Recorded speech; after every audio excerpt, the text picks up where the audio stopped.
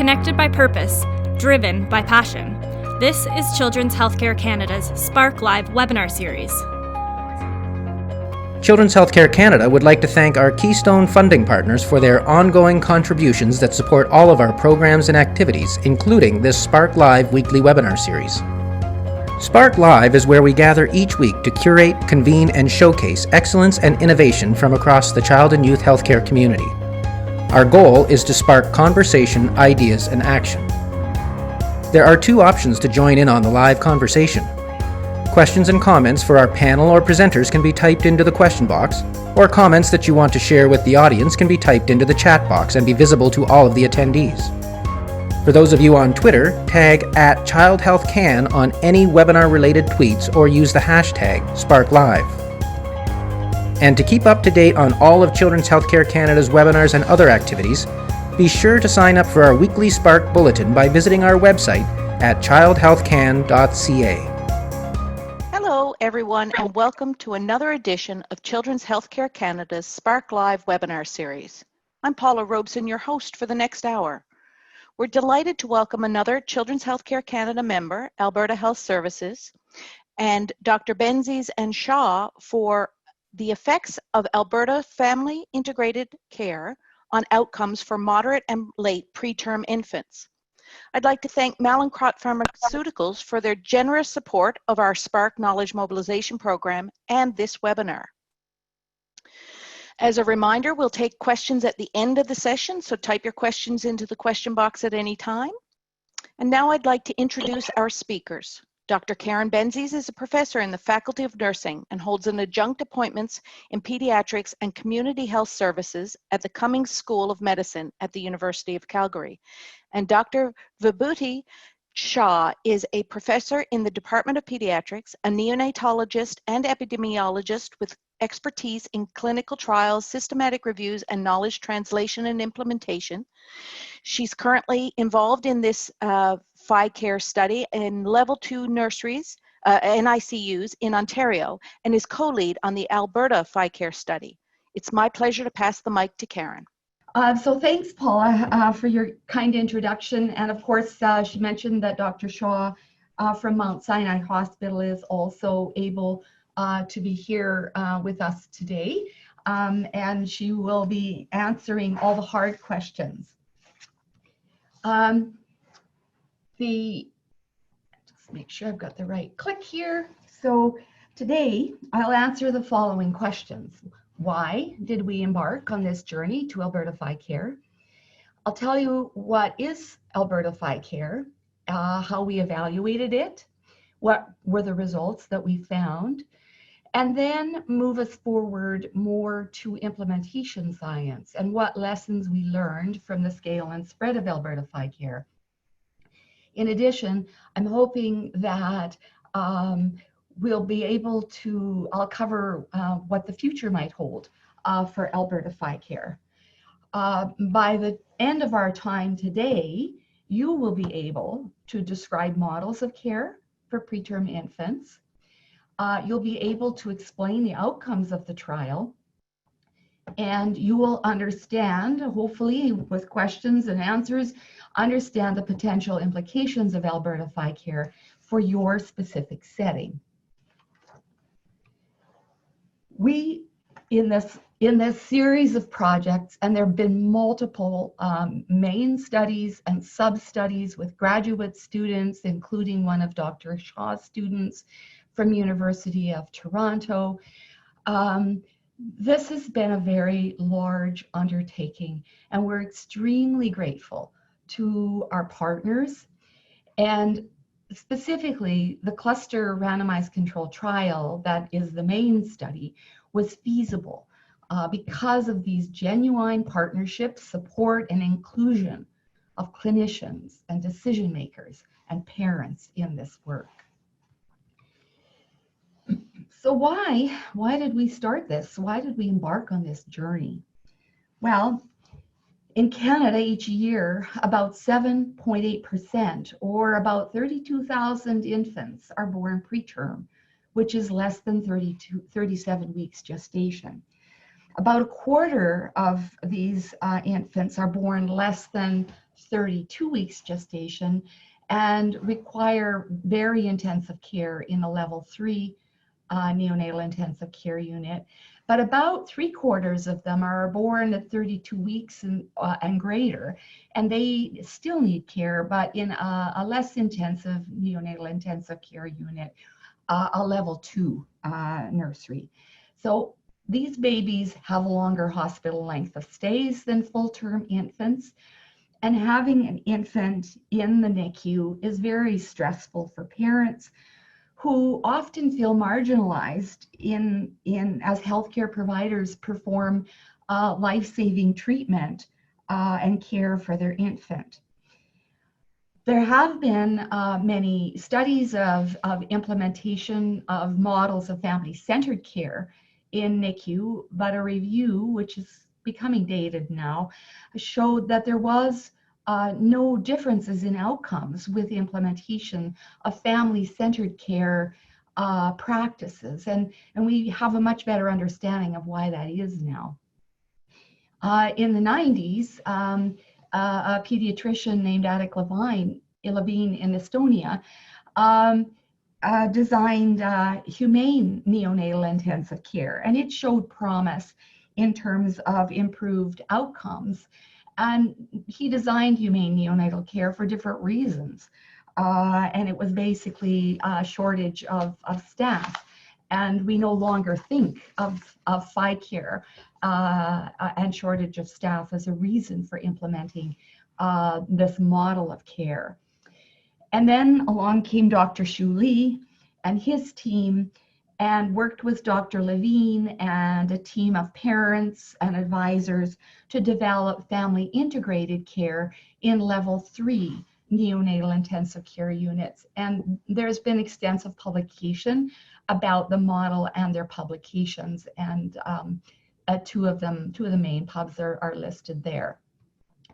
So the 4 pillars of the level 3 NICU model include staff education, parent support, a focus on the NICU environment to accommodate parents, a soft chair by the baby's bed, and then psychological supports and veteran parents, which were peer supports for families in the NICU. In 2 studies in level 3, the model improved outcomes. In a matched control pilot study at Mount Sinai, investigators found that the level 3 model increased infant weight gain trajectory over 21 days, and this is important, and breastfeeding at discharge. Mothers in the FICare group reported decreased stress, also in a 21-day window, but the mothers in the matched control group did not. Then they undertook a 26-site cluster randomized controlled trial at hospitals across Canada, level 3, NICU hospitals across Canada, Australia, and New Zealand. They found similar things. Infant weight gain trajectory was different in that 21-day window. They also found a difference in high frequency breastfeeding, and more of those babies were fed at breast rather than bottle. And there's, again, a decrease in that 21-day, in that 21-day window in maternal stress and anxiety. So the next logical step scientifically seemed to be a study of FICare in level 2 neonatal intensive care units. So we brought the Mount Sinai team to Alberta, and we provided training to our group in Edmonton on September 25th, 2015. It was the night of the blood moon. And we trained our staff in Alberta for about a day and a half on the level 3 model. And I was excited to start the study. And what happened at the end of the day and a half was the managers and the nurses and the neonatologists came up to us and they said, "Karen, what are we supposed to do with this?" And that was a bit of a shock for us. And so my colleague and I First, we said goodbye to everybody, then we cried, and then we ate. And then, because I live in Calgary, we got in my car in Edmonton. I handed my laptop to Jen Scotland, and I said, Jen, you're going to type. And I talked for 3 hours. And this is where we landed more or less when we got to Calgary. So we ended up with an adapted model of FICare that was designed based on level 2 and the Alberta context. There are 3 components in the level 3 model. The first one is relational communications to facilitate parent-provider roles as parents learn to gain confidence in the care of their infants from admission to discharge. Similar to the level 3 model, parent education is really important, but we focused on multimodal strategies and adult learning theory. And then third, the parent support component was a little bit different because we were able to provide parking passes and postnatal depression screening. And I'll talk a little bit more about each one of those as we go forward. So in the relational communications component, we train healthcare providers, and that's nurses, physicians, allied health, and now we're training unit clerks because they're the first point of contact. We teach them about relational communications to enhance those trusting relationships. We teach them to assess the parental readiness and willingness to participate in care and help them to participate in bedside rounds. These points are expanded in a publication in the Journal of Perinatal and Neonatal Nursing. In the parent education component, we train healthcare providers to broaden their roles as educators and supporters of parents. We teach them how to apply those multimodal education strategies and integrate a tool to provide consistent and evidence-based education.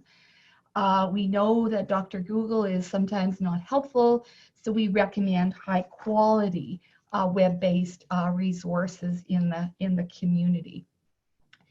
The parent support component, we provided booster doses to help healthcare providers improve their confidence in being able to provide basic psychosocial support to parents in distress and recognize when families needed referrals.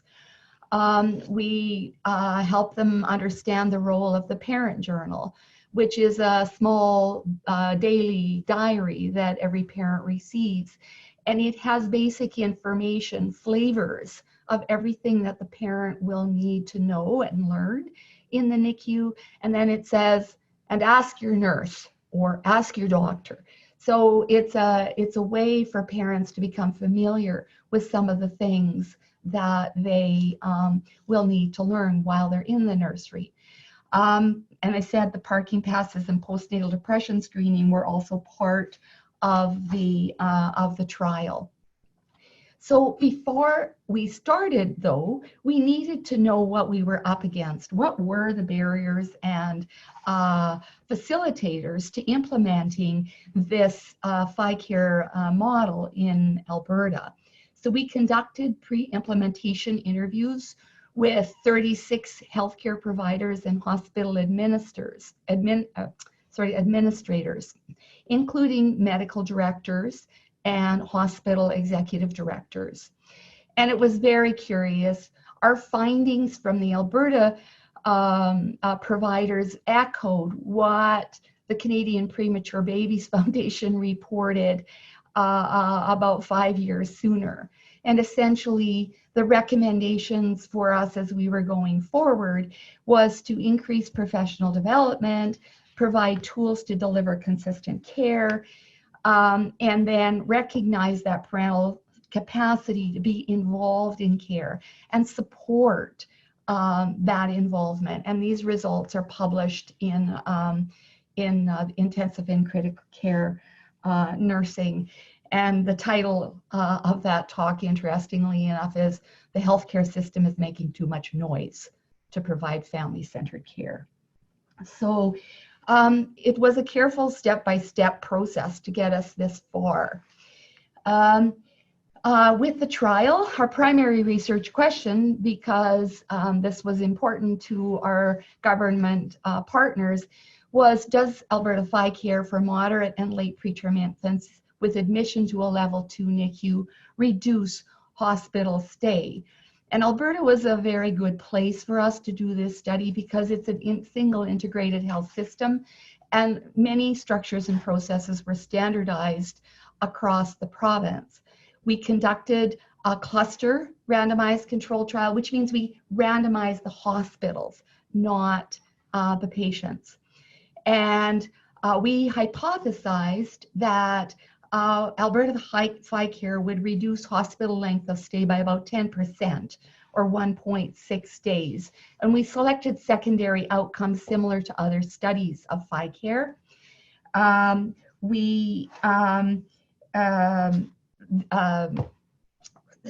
randomized the hospitals, as I said, and these are the hospitals. The control sites received standard care. They did care as usual, but the intervention sites in orange received additional training in how to deliver FICare. And this is the publication of the trial protocol there.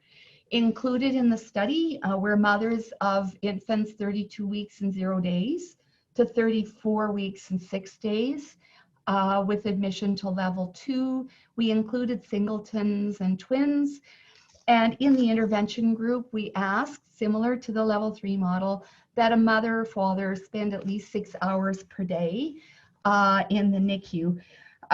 When we started the trial, we had a great difficulty getting mothers to commit to spending 6 hours a day. And so the neonatal intensive care nurse in me said, okay, what are we going to do? So we reframed our inclusion criteria for mothers and asked them if they would be present for 3 feedings per day. And they says, yeah, no problem. And our enrollment increased dramatically. We excluded mothers with social or language issues and mothers of very, very sick babies. Here you'll see the study flow diagram. We enrolled 765 infants and 654 mothers between January and July of 2018. We followed the mothers and fathers of these infants at 2 months and 18 months corrected age. I'll talk a little bit about the 2-month corrected age outcomes today. And we collected reams of data, and this is where I'm learning that research, this kind of research is not sustainable in healthcare systems. So we collected data from the mothers at admission, and then again at discharge using tablets. At 2 months, we collected data by reaching out to the mothers who consented, and they completed online surveys. Then we linked our data to Alberta Health Services administrative data to understand numbers of emergency department visits and hospital readmissions for this population. Then for the infant data in the hospital, we trained FICare super user nurses to collect data from the infant chart shortly after discharge.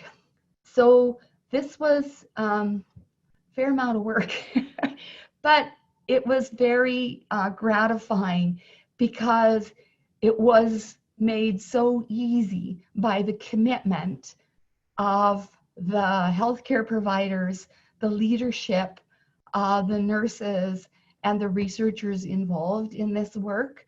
A lot of people said, well, this is just the right thing to do and we need to figure this out. So the results. Now, what you've been waiting for.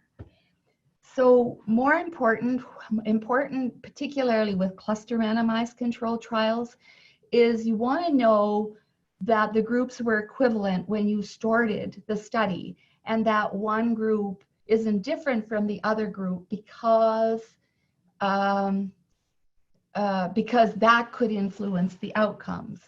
So what we found was essentially mothers in both groups were similar at baseline. On average, they were 31 years old. Over 90% were married or cohabiting. Over half had a college or university degree.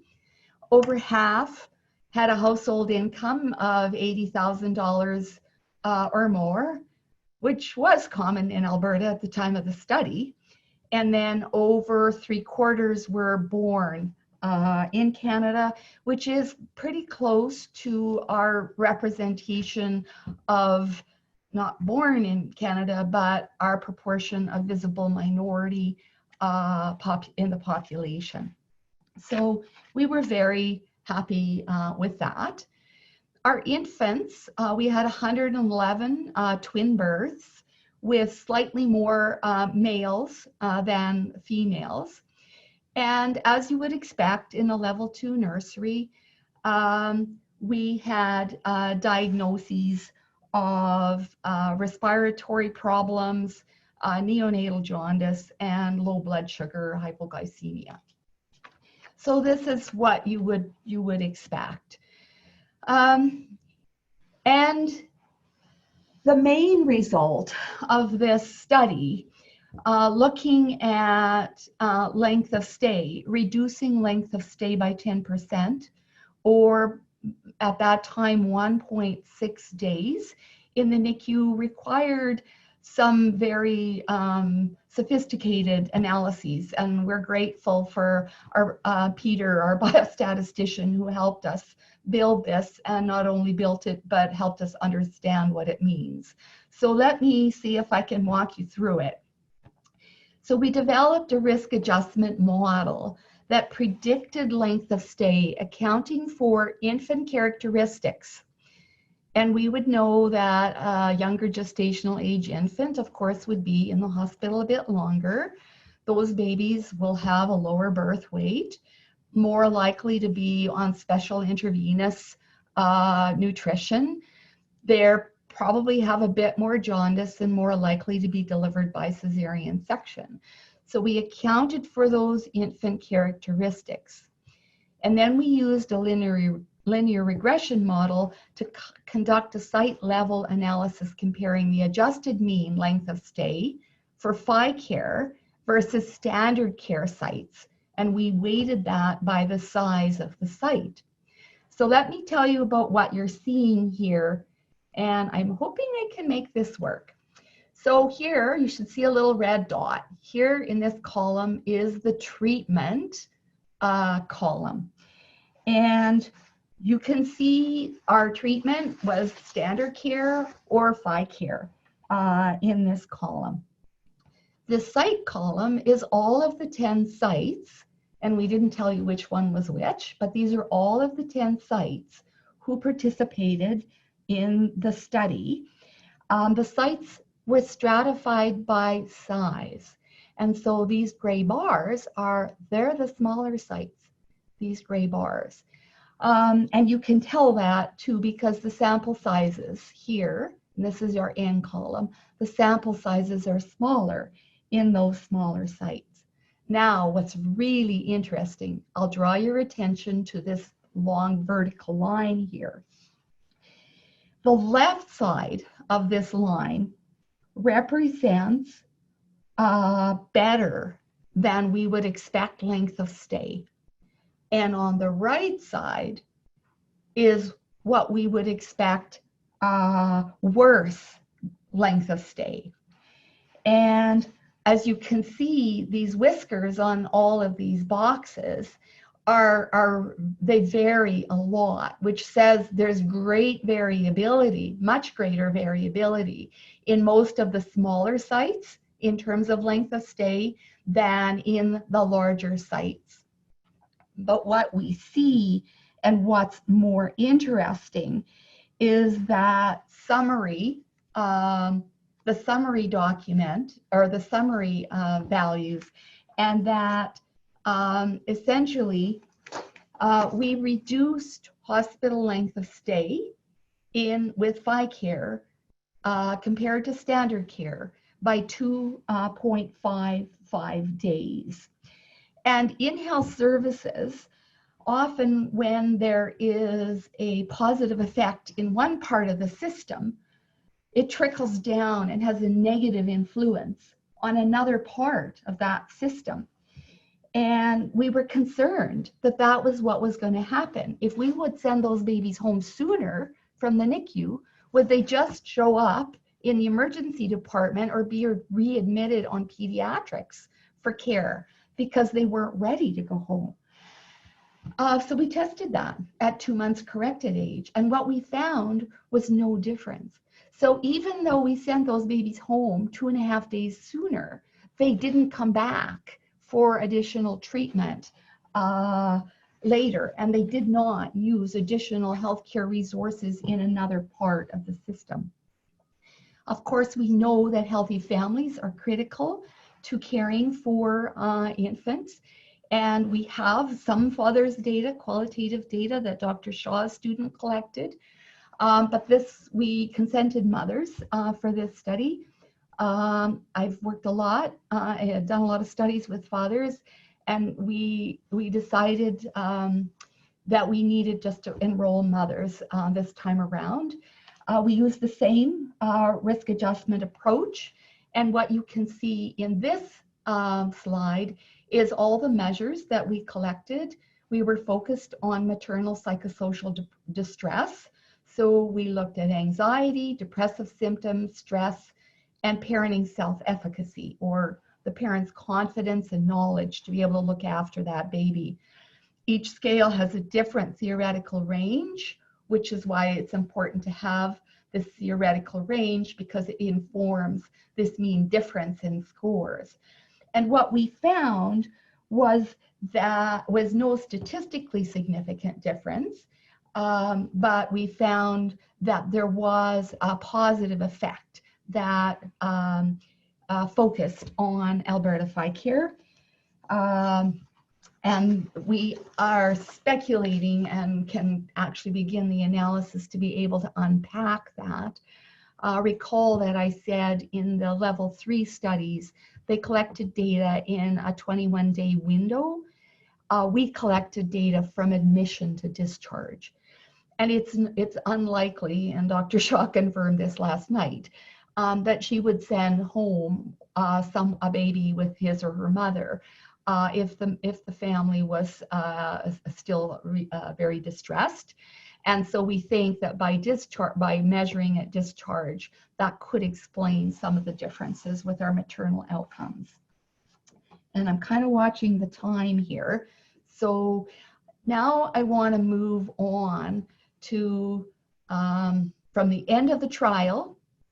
And so we've got our results, the end of the trial, to how we began to engage in the next step. So translating research into practice.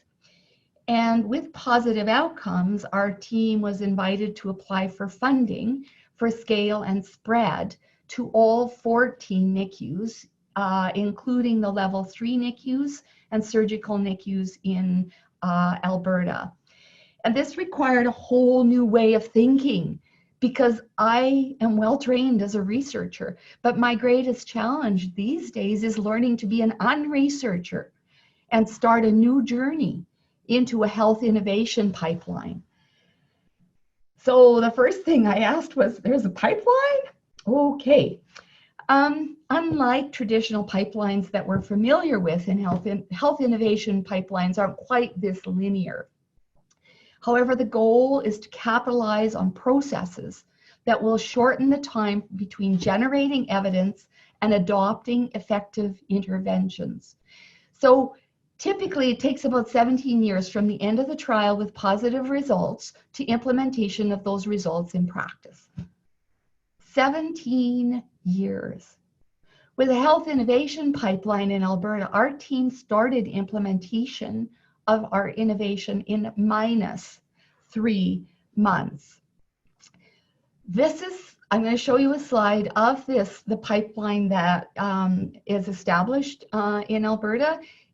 I'm going to flag for you the important part of that slide because it's got a lot on it. So this is Alberta's innovation pipeline. There's a funding group, Alberta Innovates, that provides opportunities for researchers to generate ideas and propose solutions to priority health system challenges. Strategic clinical networks facilitate this pipeline because they have networks of stakeholders and provincial structures and huge reach and health system expertise. And so with our promising results, Alberta Health Services and Alberta Health made scale and spread of Alberta FICare a priority initiative in the province. And so we're doing this with strong support and in close collaboration with Dr. Deb McNeil, who is the scientific director of the Maternal, Newborn, Child and Youth Strategic Clinical Network. And we, living at a university, I could not do this work without Dr. McNeil. There's just no way. You need an inside track. So this is how we need to rethink what we do from the research side. We had to start with a provincial steering committee. And that helped us to set our strategic direction for rolling wave project planning and execution. Then each site of the 14 sites had to establish a local site implementation team. With advice from each site, then we consider intersecting initiatives, adapt that local site context, and then identify champions at each site.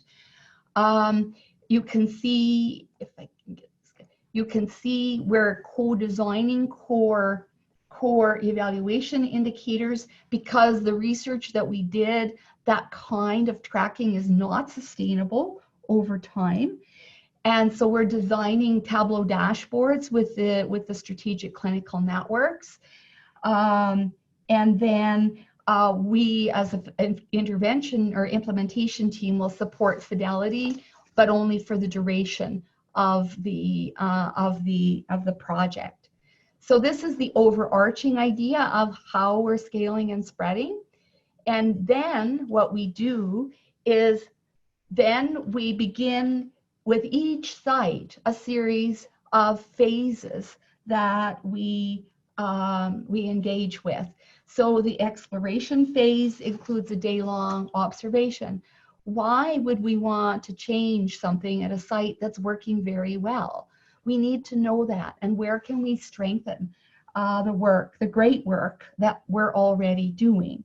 And we've adopted many implementation science tools to help us to understand the structures and processes. At the installation phase, we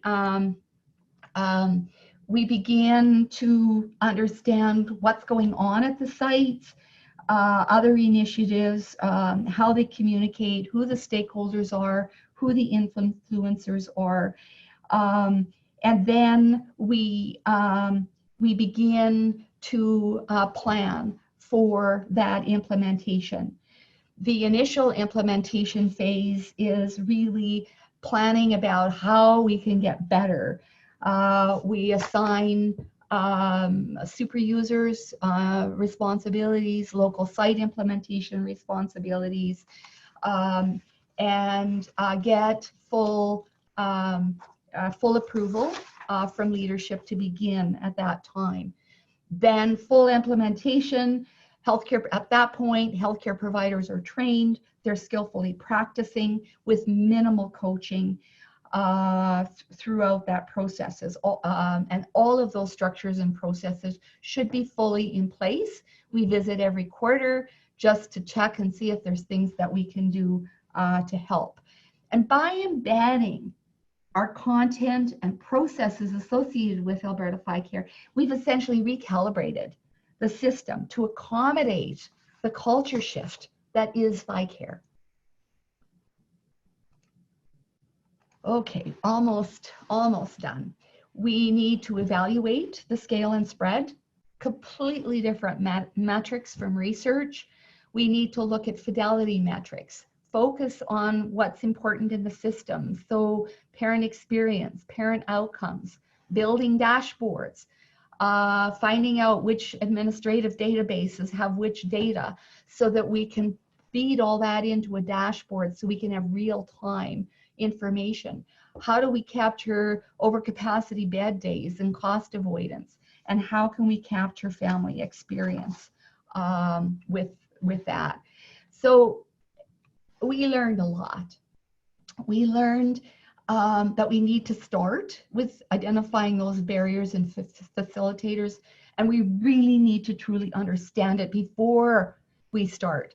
And now we're doing some post-implementation evaluation, and there's lots of implementation frameworks out there. We need site-specific consultation, and we need to tailor. And we can do that if we understand what are the core content that's important and what's peripheral. Without the local site implementation teams, usually the intervention will drift or not be sustainable. You need someone responsible on the ground at the sites, and the fidelity visits will help us to solidify that practice, and we need strategic partnerships. So in summary, we've got a dynamic psychoeducational model of care that systematically drives a culture shift to empower parents as true partners in their care. One mother in the Alberta FICare group said, well, we started off with the nurses providing all her care, and 3 weeks later, we were doing it all with little or no help from the nurses. And there's value in Alberta FICare because it provides the tools and strategies to integrate families into the care. And these families are empowered, skilled, and confident with less stress, and they have a better experience in the health system. We know we can reduce healthcare costs and length of stay. In Alberta right now, we estimate with a 2.55 day reduction in length of stay in level 2 NICUs only, that translates into about a cost avoidance of about $17 million a year. And then we really think that we may reduce the need for capital expenditures for additional NICU beds to align with population growth. So what's next for us? Well, scale and spread is done in October 2021, and we will submit a proposal to the people who give money, who decide where the money goes in Alberta. And so we will submit a proposal to them for ongoing operational funding. We can't sustain FICare in the province without some funding and some responsibility to sustain it. We know that. And then in conjunction with Innovate Calgary, which is the innovation transfer arm incubator at the university, we're moving our Alberta FICare training modules online to be available outside Alberta to other systems in Canada and internationally. And we just couldn't do this work without so many, and it was really hundreds of people, graduate students, clinicians, partners, and it was incredible. And this is one of our participants who was appropriately prepared for the weather in Calgary on Monday. And Vibhuti and I would be pleased to answer your questions. Thank you so much, Karen and Vibhuti. The first question relates to sharing your slides. So if you're willing to share your slides with our attendees, I will post them on the Knowledge Exchange Network, the link to which I have put on the Zoom chat. Oh, brilliant. We were pretty sure that the main manuscript is just about, is near acceptance. I would be happy to share the slides when we have noticed that that the manuscript's accepted. Sometimes brilliant. journals have funny rules about if something's been, presented publicly somewhere else or is posted publicly somewhere else, then they have little problems. I'm happy to share after we have notice of acceptance.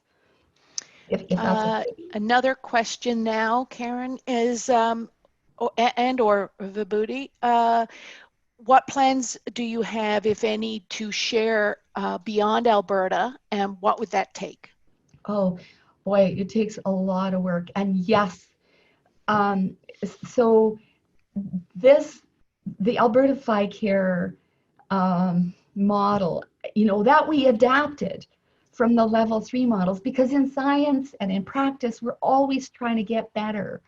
And so, we have to acknowledge that, we didn't completely invent the wheel. But with these strong findings and with the tools and strategies that we've co-developed with our healthcare providers, we think we've got something really solid. I just finished 6 weeks of training in China, remotely using Zoom. So right now, the modules, if you have an Alberta Health Services email, you can access the training. And we have training for super users and we have training for end users. We've cut the training, it was a day and a half when the Mount Sinai team came to help us. And we've really strengthened the content, but consolidated it and made it very punchy. And so those are available though only in Alberta Health Services and Covenant Health in Alberta. So we are at the point where we've signed a contract with a group who can put them online, and then they can be, the training modules and resources can be available outside of Alberta.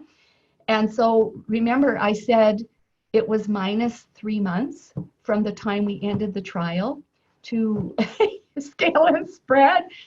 And there's probably 6 or 9 graduate students who are working on manuscripts and doing everything. So we're trying to keep up, but my guess is by October, those will be available outside of Alberta. But right now they're freely available in Alberta, but we know we have to sustain this.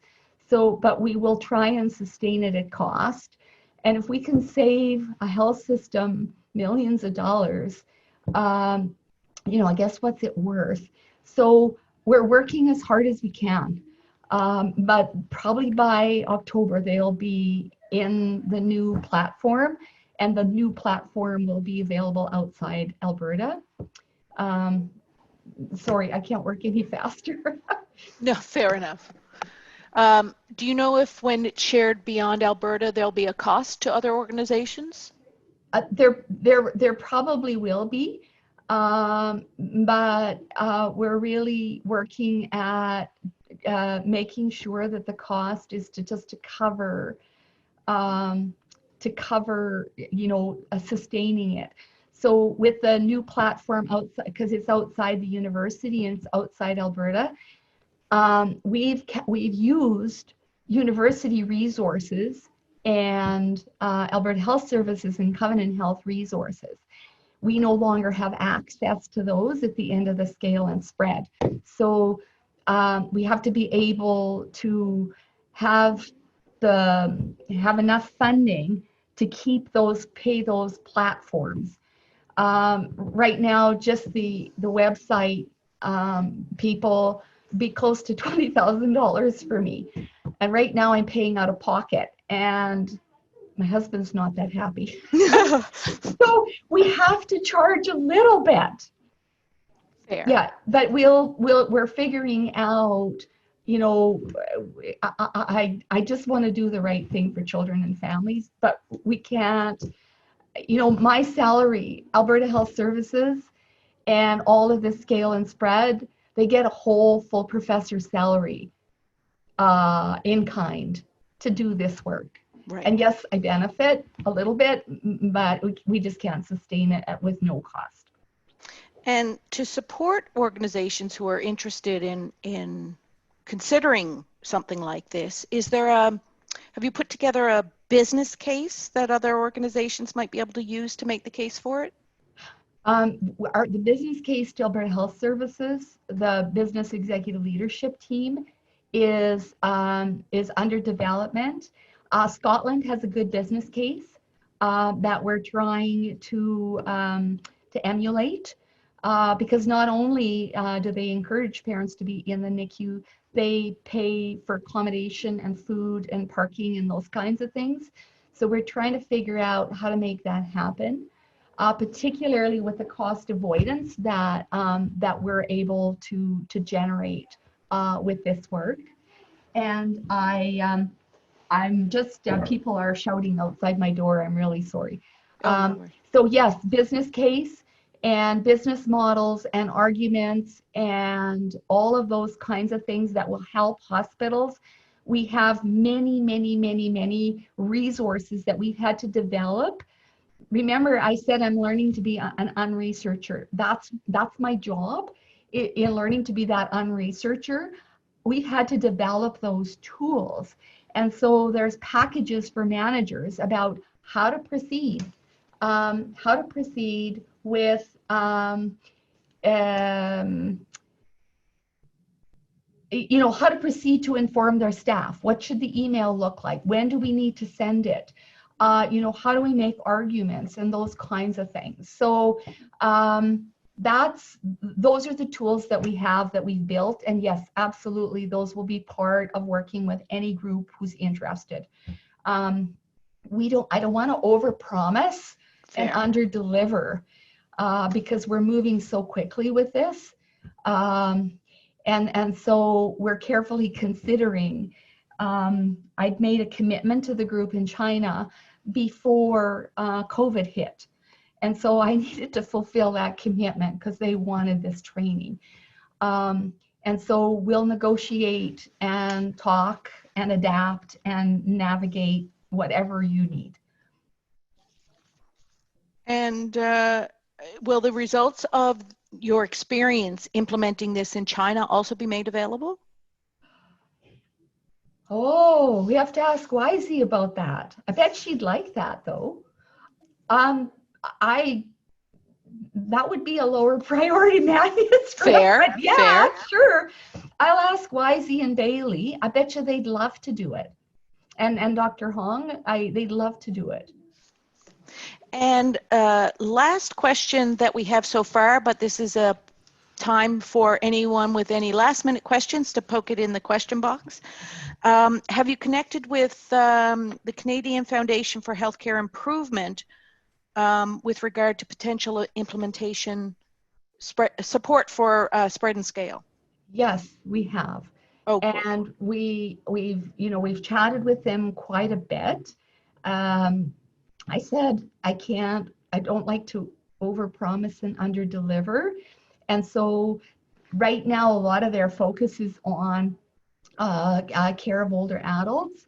And so they're very interested, but we had to just put a pause on that. We had to put a pause on it because we just don't have the capacity to do it all. Yeah. Okay. Thank you for that. Oh, you're welcome. There are no other questions in the question box, but you still have a little bit of time for some last minute thoughts from either you or Vibhuti. It's time for Vibhuti to say something. Well, thanks, Karen, for the presentation. And I think that, I've partnered with Karen, 5 years ago and made a friend of her. But this is, and as a researcher, this is a very time-consuming project, and it's not an intervention. It is a philosophy of care.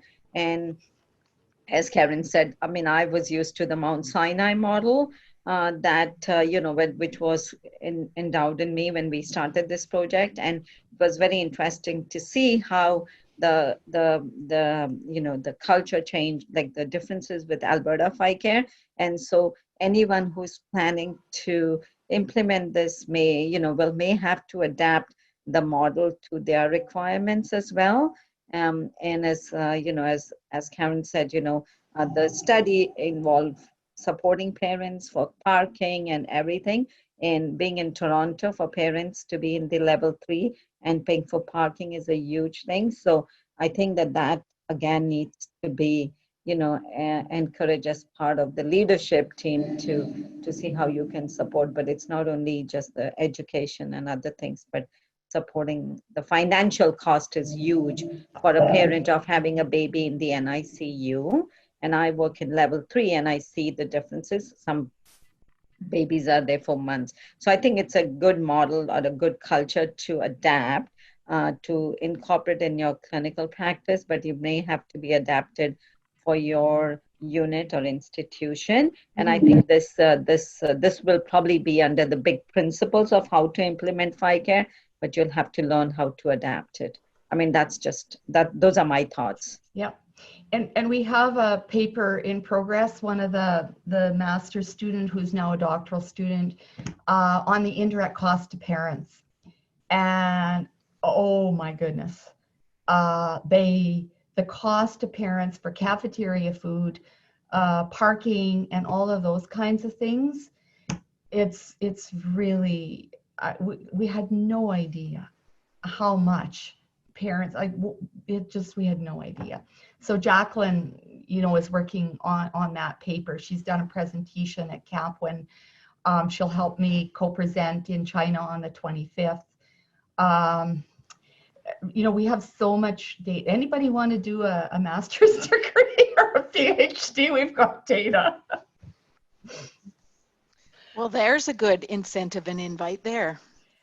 Before we switch, could I just say thanks to Jose and Logan for making sure Vibhuti and I actually got here today. So thank you for that. We got good reminders. Yeah. Thank you. You're most welcome. We're happy to help. So on that note, and because there are no additional questions, I just want to thank you both for your time and sharing your time and expertise with us today.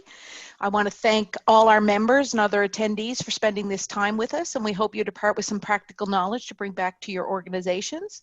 We'd love to hear from you if you do.